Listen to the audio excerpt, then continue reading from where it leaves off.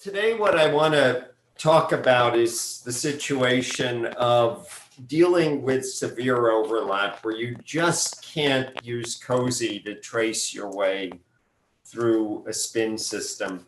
So I was hoping we would have had the a TOCSY problem last week but you have it this week. So you're going to start your homework with this TOCSY-oriented problem where you're going to very nicely use TOCSY to pick out spin systems where you've got at least one resonance in the spin system that's distinct, and you can sort of pick out the other resonances even if there's a little bit of overlap. But what we're going to be dealing with today is using HMQC or TOCSY or HSQC TOCSY to get the carbon dimension in on the action so that we can deal with severe overlap.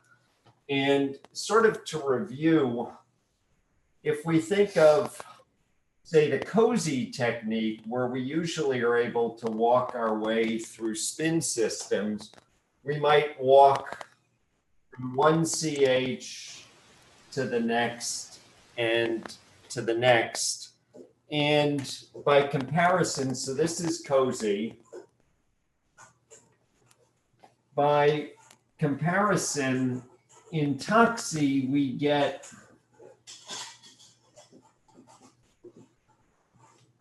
the advantage that in addition to getting cross peaks for the protons that are directly coupled that you get COSY together, we can hop from proton to proton by spin-spin coupling. So we still are walking through the spin system and we can get cross peaks, which means if this proton was in a little bit of a muddle, if this proton was overlapping with a bunch of other stuff, you could still correlate the proton attached to this carbon with the proton attached to that carbon. But you're still having to deal with having something that's exposed. So what HMQC TOCSY,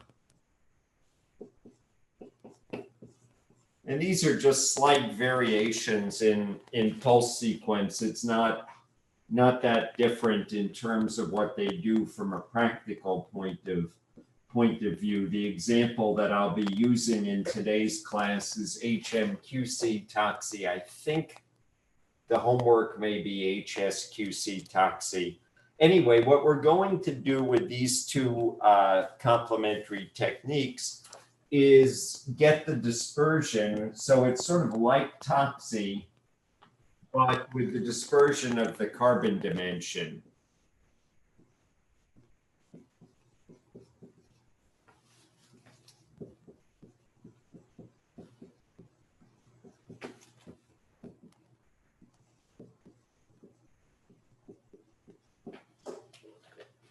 And so what this is good for specifically is it's good for overlap.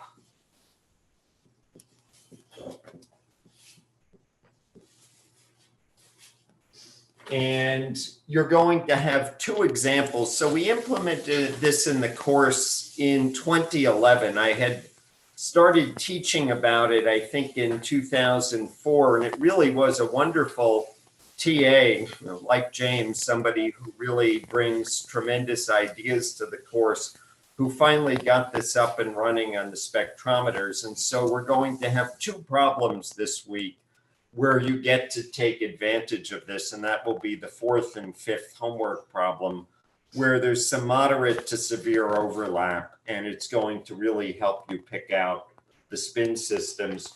So it's good for overlap. And what's nice is if you vary what's called the mixing time, which is a parameter basically that deals with how much transfer you can get. It takes transfer, these types of coupling occur on the time scale that's sort of 1 over the J value. In other words, it occurs on the time scale of tens of milliseconds. And so if we vary the time scale of mixing from a few milliseconds to tens of milliseconds, we can sort of walk through the spin system.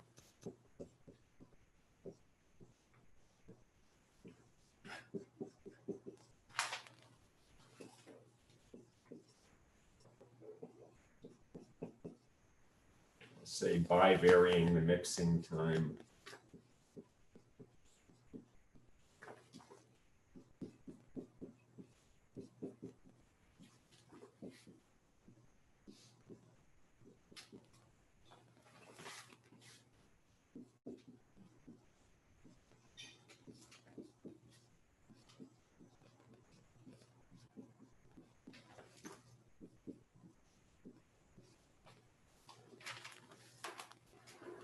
So it can be used like cozy by varying the mixing time from short to long. So I think where I want to start us, because this sounds very abstract, where I want to start us is a diagram, and then we'll actually move on to a concrete example, which I've taken from this book I mentioned that I used for the 2004 when I introduced this Croasman and Carlson. So let me share my screen, and I'm going to bring us actually to the third page of our handout.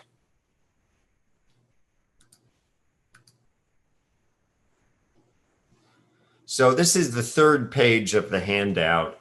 So I wanted to start maybe with Toxi, which you should be familiar with because we talked about it a few lectures ago when we looked at the gramocide S. So Toxi is very much like cozy, and this is just my little pigeon drawing here where I've sort of cartooned isopropanol. And so, or propanol rather. And so this is my little cartoon drawing of the spectrum of propanol. So if we label our proton resonances A, B, C, and D, the OH is proton B. It's a singlet. It's not coupled. It's part of a separate spin system. Hydrogen A is the one, the triplet that's alpha to the CH2 that's next to the oxygen. Hydrogen C is the sextet, the methylene group, that's beta to the oxygen. And finally, hydrogens D are the methyl group. And so remember, in a Toxi spectrum, we have our diagonal here, and then we have our cross peaks. So A crosses with C, and that's a cozy-like cross peak. And AC crosses with D, and that's a cozy-like cross peak, just a 3-bond coupling. But then we also have this cross peak associated with Toxi, which A is crossing with D. And so that's this cross peak. So basically all the protons in the spin system, remember a spin system is a set of J-coupled nuclei. Now on our F1 dimension, we also have proton, right? So we've got our proton spectrum A, B, C, D right over here. Now the next technique that we introduced earlier was the HMQC, which correlates your carbons with your protons. So here again is our proton spectrum, A, B, C, D. Here are our carbon resonances. This tells us that carbon 1 is correlated with A, carbon 2 is correlated with B, and carbon 3 is correlated with C. So we always mark our little numbers down to help us keep track of who's who. James, now, 2C and 3D. What? Isn't it 2C and 3D? Did I? Oh, yes. Thank you. Thank you very much. Let me fix that.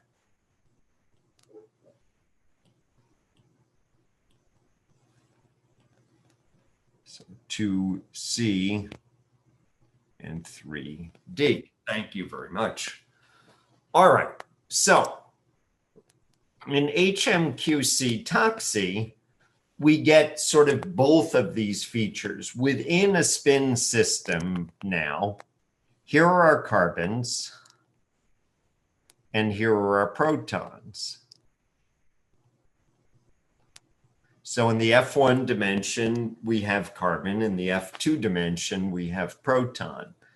And what's interesting about this then is you can look and say, okay, if we're going in this direction, if we're going along the F2 dimension, you can say, sure, A is correlated or is connected with C, and A is also connected with D. And you'd say, okay, what's the big deal of this?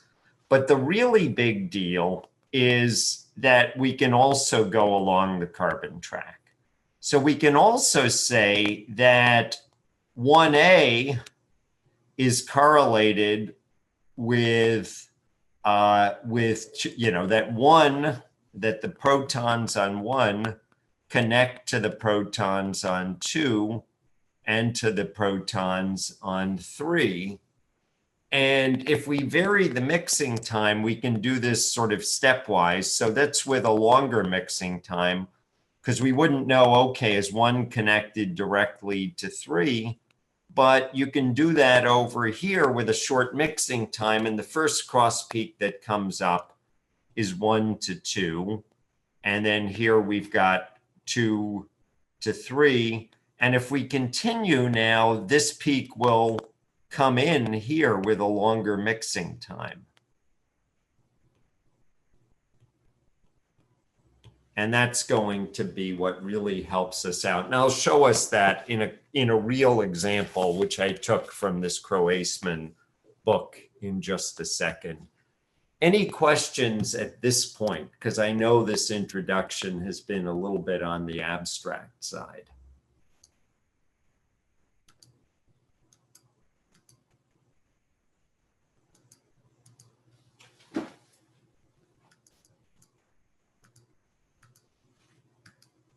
So no matter how long you do the mixing time, you're still only going to get cross peaks within the spin system. Is that right? That's exactly right. That's exactly right. We're only going to get cross peaks within the spin system. And that's what makes this particularly powerful. We only get cross peaks within the spin system. So is that, I was trying to think like, well, how is this different than HMBC? Ah, very good question. So I'm having give me one moment here. I'm having a little bit of trouble. I can't seem to escape from the screen sharing. All right, I'm gonna try. I may have to reboot our Zoom session here, because it's not letting me stop the share. Woo, this is weird.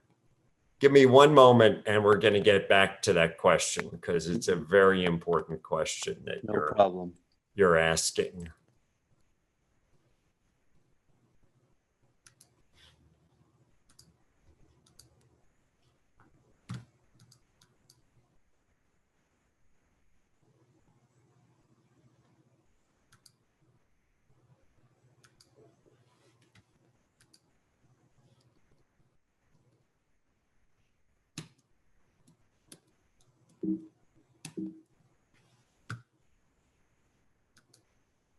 Huh.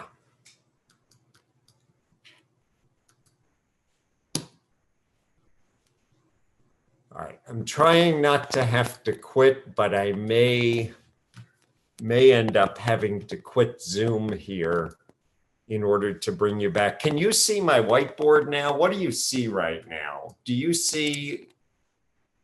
get my whiteboard? No. Not on the shared screen. We could probably pin that video so we see the whiteboard. Yeah, for some reason it is stuck. All right, what I'm gonna do is I'm going to quit Zoom and what's that? If we pin your video, we could see you on the screen. So you might not have to do that. I think I'm still gonna quit Zoom, and because it seems to be partially crashed. So I'm gonna quit Zoom and restart it. So come on back in. So I'm gonna quit assuming I can, and then come on back in. So the question that was asked very, very aptly was, what's the difference between HMBC and HSQ TOCSY? And I think this actually is going to set the stage very nicely.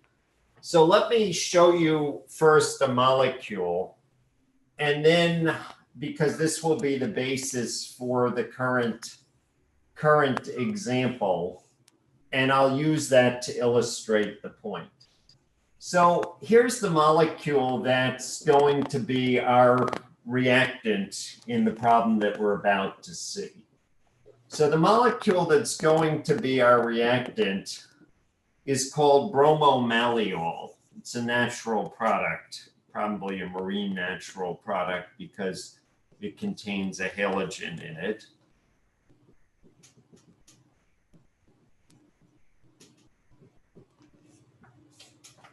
So we have a cyclopropane ring. Let me redraw that bond of the cyclopropane ring. It's on the lower face. Okay, so this is called bromomalleol.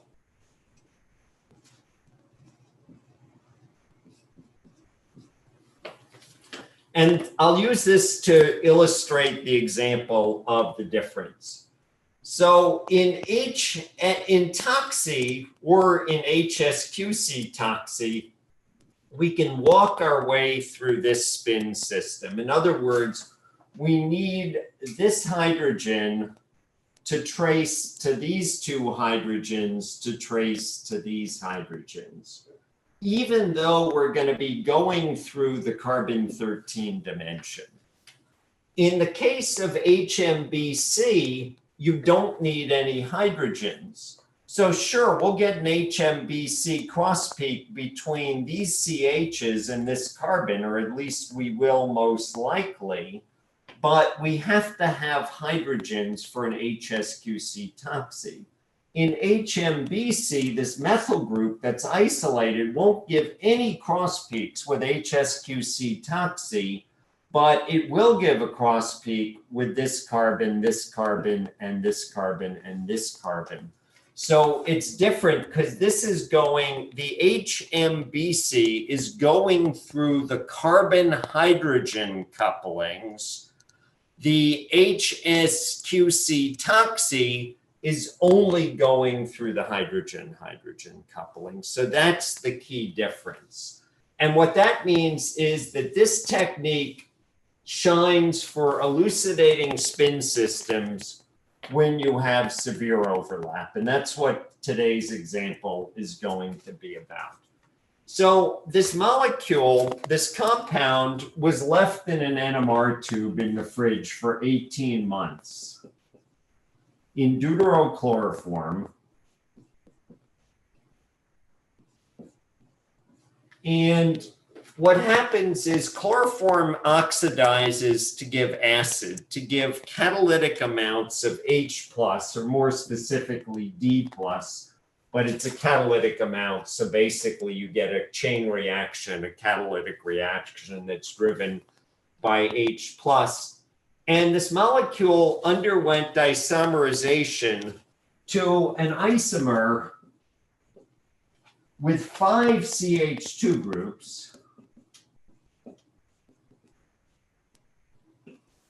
And you notice that the reactant, the original molecule, only had 4 CH2 groups. So its structure has changed a lot. It has an oxygen, but no alcohol.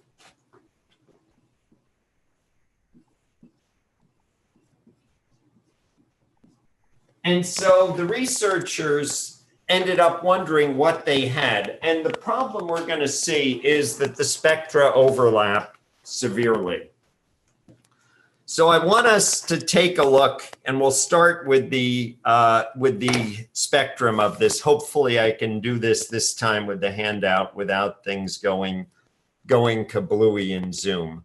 So I'm going to share the screen and we're going to start with our first page of the handout.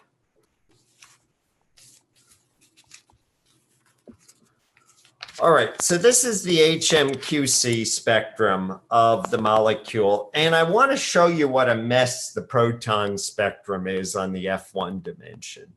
So we've numbered our carbon resonances here, and carbon number 1 and carbon number 2 are quarks. Carbon number 1 and carbon 2 are, well, we'll see them in a moment, but they're at 80 or 90. So I'll just jot this down over here. C1, C2, they're about 80 parts per million. So they're way downfield. And we're going to see that that's, since they're quarks, since we have no alcohol, since the molecule has an oxygen, those are carbons that are part connected to the oxygen. So, right, it's going to be C1O, C2 in some way of connection. But let's look at our HSQC, our HMQC, and we can see just what a bloody mess this is. I'm not even going to try to label these peaks A, B, C, D, because this area is just too much of a mess for me to make my way through. But when I look at the correlations, this peak comes up as that's correlating with this, that's correlating with number 4. Number 3, so 3 is a methine, 2 is over here. Those are about the only resonances that don't end up, maybe the next one up here, that don't have some terrible overlap.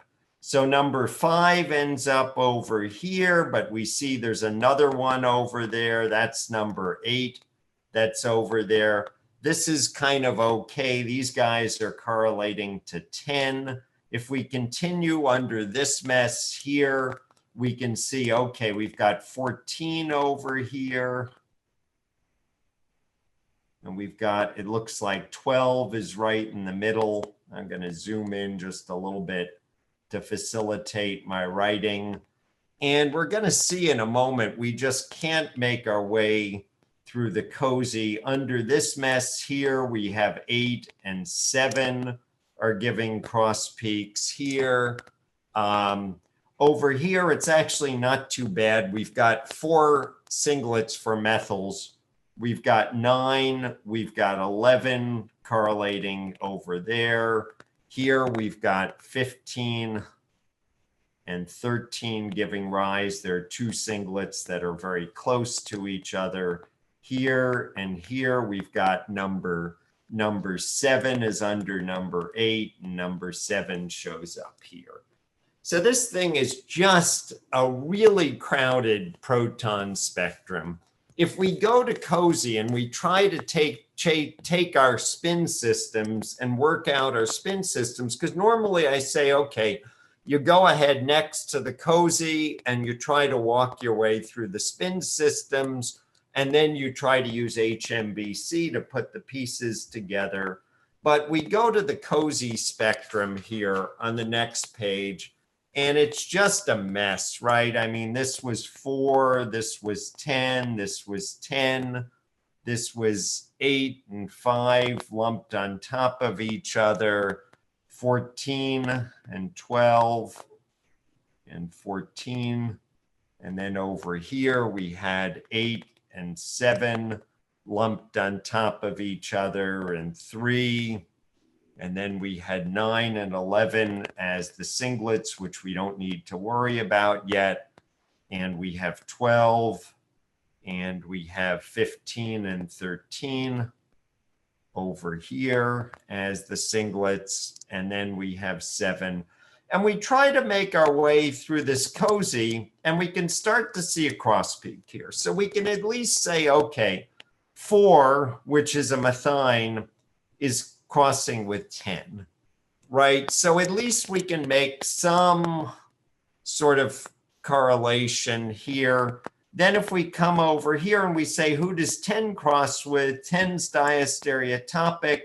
They cross over here, but I'm, I'm not really sure because we've got stuff lumped together. So 8 and 5 are lumped together over here. So this is 10 with 8 or 5 or both. Over here, we've got 10 with 8 or 7.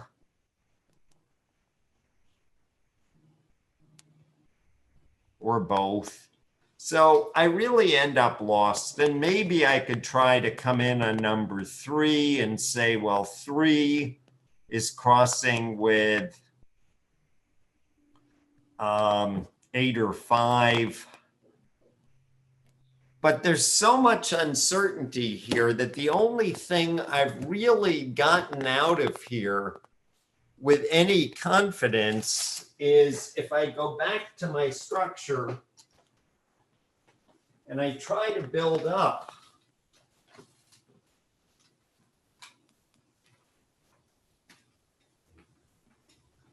Try to build this thing up.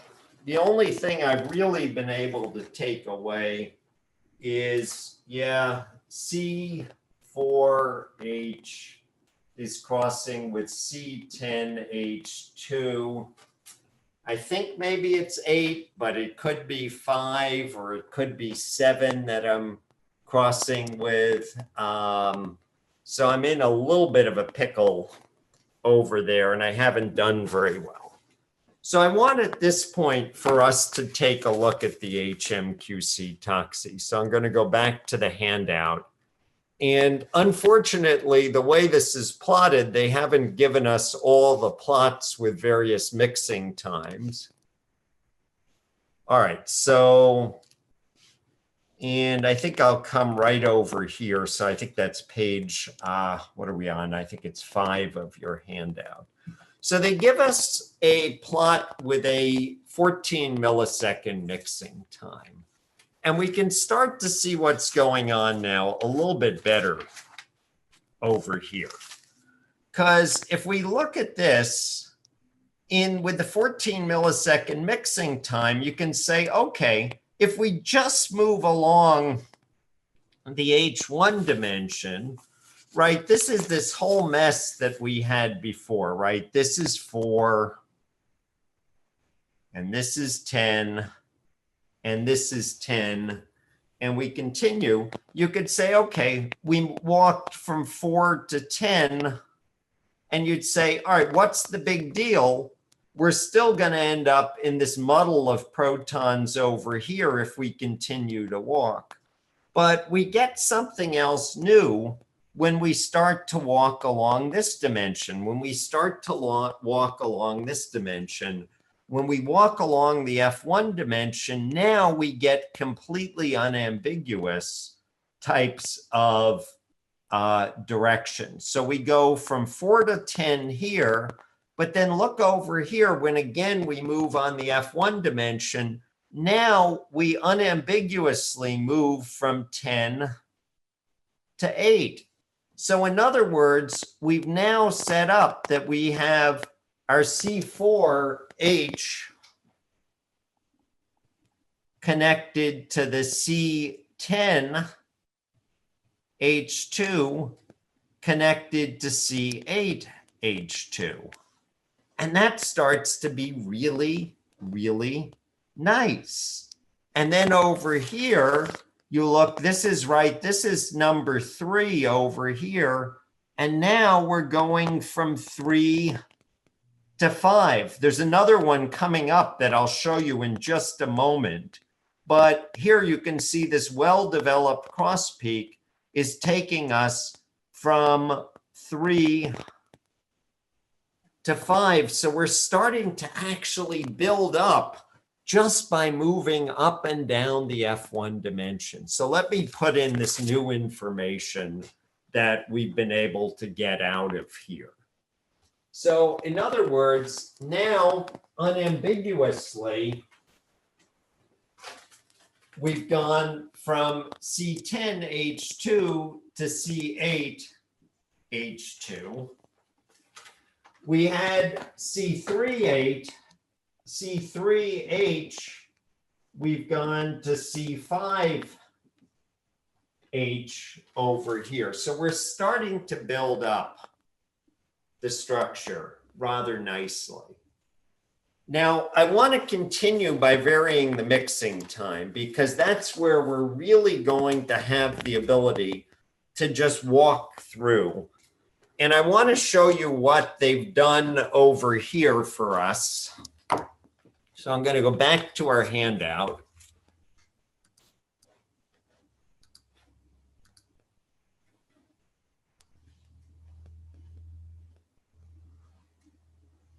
So what Croasman did in this handout is he did an expansion. They did an expansion of this region and they varied the mixing time. We would give you, and indeed in the homework, in problems 4 and 5 on the homework, we give you a series of mixing times where you get the whole spectra. But they just looked over here. So this spectrum here was collected with a 14 millisecond mixing time. So they go through, they run a 6 millisecond, 14 millisecond, 24, 36, and 83 millisecond mixing time. Now with 83 milliseconds of mixing time, you get the entire spin system is lighting up here. So the entire spin system ends up lighting up here where you have C14, you have C12, you have C7, you have C5, and you have C3. So coming back to the question of how this differs from an HMBC, these are all carbons that have protons that are J-coupled to each other. This is an entire spin system that's going to come up. So we already elucidated one spin system, the C4 to C10 to C8. And we started on this next one with C3 and C5. Watch how we can walk through the spin system as we vary the mixing time. So with 6 milliseconds, we've gone from C3H to C5H, and we can just see C12H2 beginning to come up. As we continue up to the 14, now we're starting to see this C12H2 coming up. So we're coming from C5H to C12H2. We continue to 24. That cross peak is well developed. We go to 36 and we go from C12H2. Now C14H2 starts to come up. As we continue to 48 milliseconds, now we go from C14H2 and we see that C7H2 has started to come up. In other words, we've managed to start at one end of the spin system and walk our way sequentially through the entire spin system. We've got the entire spin system now waiting for us, ready for us to pick this out. And so I'm going to draw this entire spin system on my whiteboard here. So we go from C3H to C5H to C12H2 to C14H2 to C7H2. We've blocked out our entire spin system. Now at this point, sorry to interrupt. How do we know that 12 is coming off of 5 and not 3? I must have missed that. 12 is coming off of 5 and not 3. No, it's a very good question. There was indeed a little bit of ambiguity there because even at 6 milliseconds, we saw 12 starting to come up. So you're absolutely right. It could conceivably have done that, but you notice this one came up second, and there'd be no way at that point if we used our valence here, so imagine we had done that, there'd be no way to then connect C5 to C12. So basically, because the first thing that came up was C5, it was pretty clear to me. Now, I agree, if we had gone and we had started with, let's say, C5, if we had started with C5 on that track, we would have seen these two, both 3 and 12, come up at the same time. But here we saw 5 come up first. So we basically were able to sort of walk our way from here to here to here to here.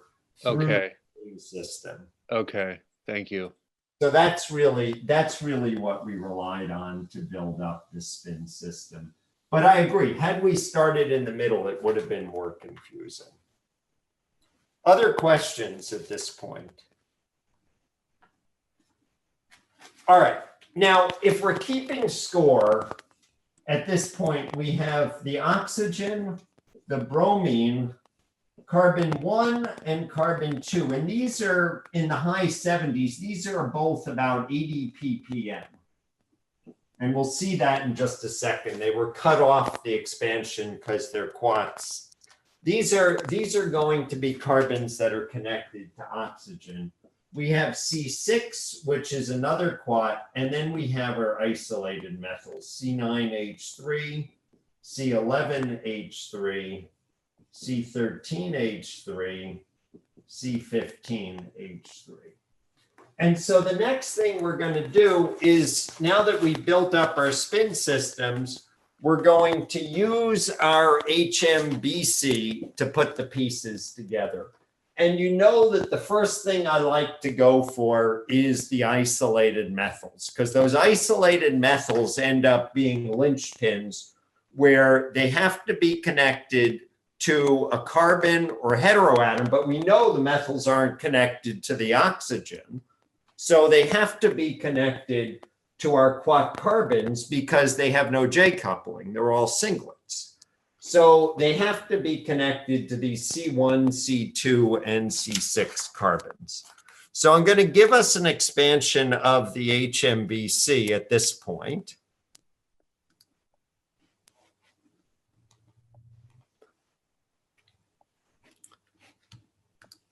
And that should be the final page of your handout.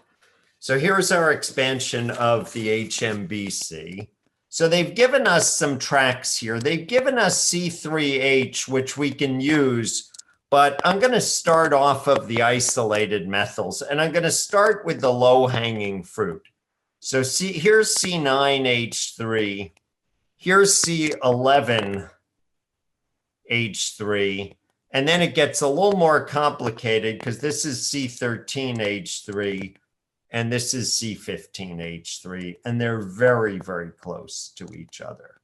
So let's start with the easy stuff where I clearly can see them distinctly. So C11H3 crosses with C13H3.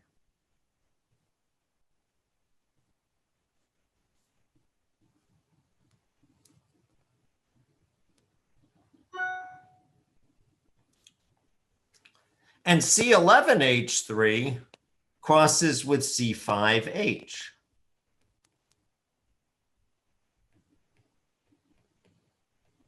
And C11H3 crosses with C1.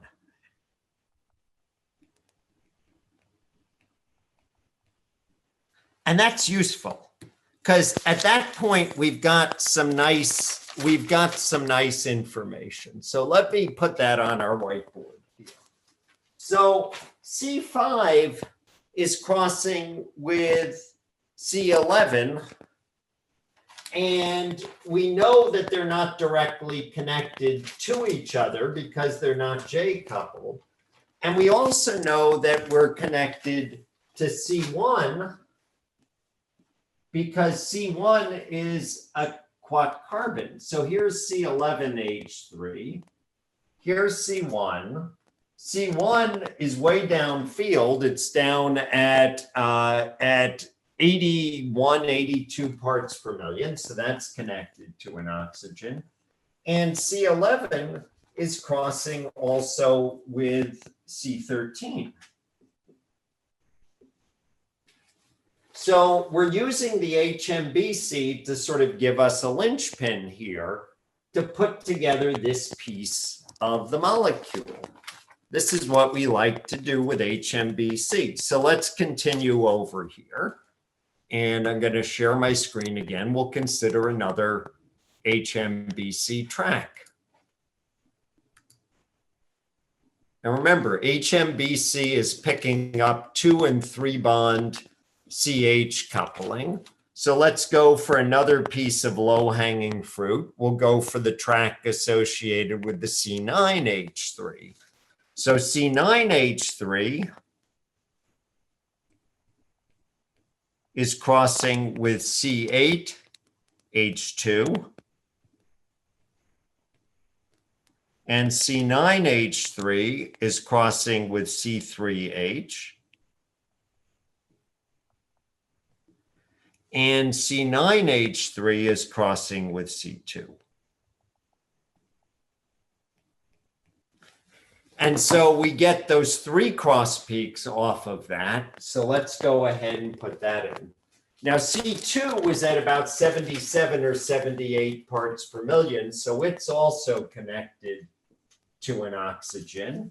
Here's our C9H3.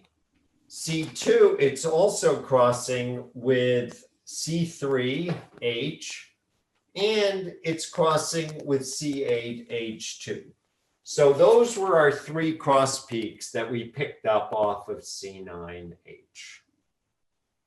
So if we're keeping track of our scorecard at this point, we've used up C1, we've used up C2, we've used up our oxygen, we've used up our C9, we've used up our C13, and we've used up our C11.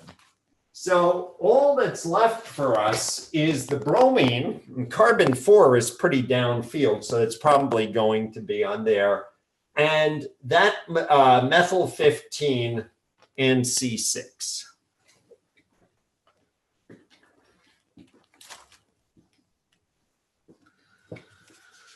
All right, so let's return to our HMBC.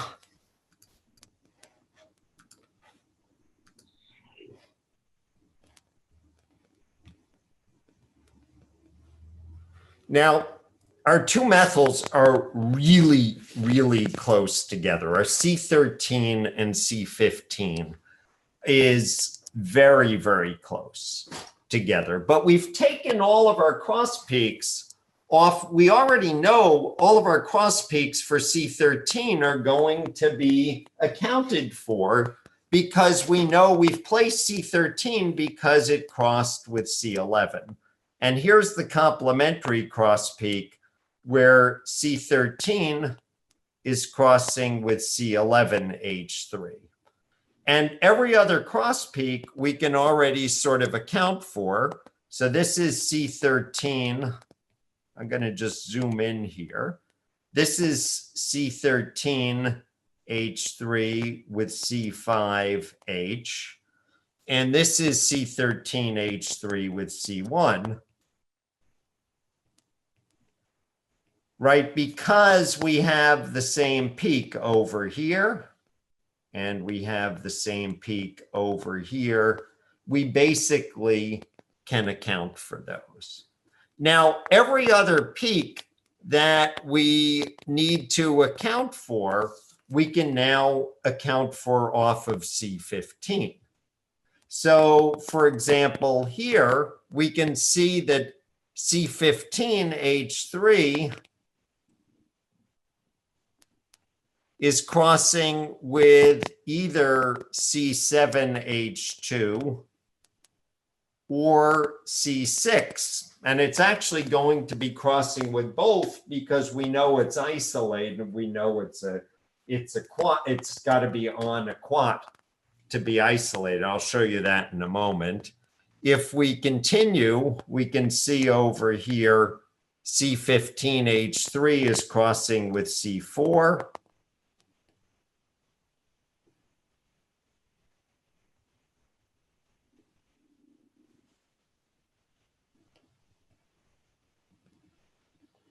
And here C15H3 is crossing with C3H. So let's look at all of these cross peaks as we finish putting our molecule together, and then we're going to talk about the rearrangement very briefly. All right, so I'm going to draw C15H3 over here. And we know it's got to be on a quat. And in fact, we see what looked like a cross peak to C6. C6 has 3 valences on it. We weren't quite sure whether it was crossing with C6 or C7. But when we look at all of our valencies here, we see we had a cross peak with, let me just take my notes for all the cross peaks.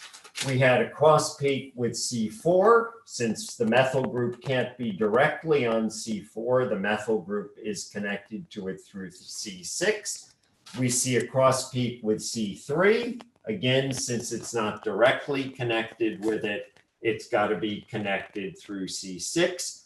We see that somewhat ambiguous cross peak with C7, but again, we have no other place to go. That completes our skeleton. We have 1 valence left over here. That's where our bromine goes. That's the structure of the molecule. That's all the connectivity. I'm going to redraw this molecule now. We don't have the stereochemistry, but I'm going to give us the stereochemistry and explain the transformation that we observed. All right, so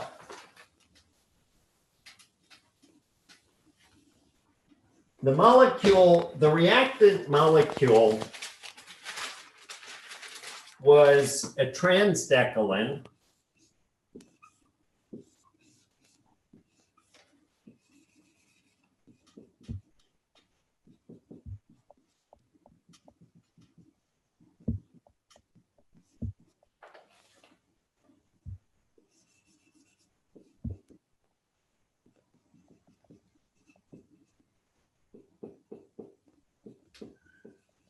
Like so.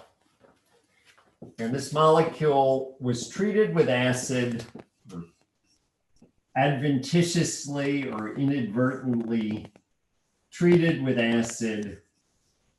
And now here's our molecule redrawn. And I'm going to put in the numbering scheme from what we just have here. So this is our carbon number 4. This is our carbon number 10. This is our carbon number 8. That's our carbon number 2. Carbon 2 is connected to methyl group 9, C9H3. Carbon 2 is connected to the oxygen atom. The oxygen atom is connected to carbon number 1. Carbon number 1 is connected to C11H3 and C13H3. We happen to have an endostereochemistry over here. Again, you wouldn't necessarily know that. We continued our assignments. Here's carbon number 3, carbon number 6, 7, 14, 12, and 5. So the skeleton has stayed the same. What's happened is we've ring protonated right over here, generated a carbocation here, our oxygen has attacked, and so now we have this tetrahydrofuran ring. And the whole connectivity came out of basically using that combination of the HSQC TOCSY or HMQC TOCSY, and then the HMBC to stitch the pieces together. So this is a very powerful technique for dealing with severe overlap when a COSY or a TOCSY just isn't good enough and your protons are lumped on top of each other.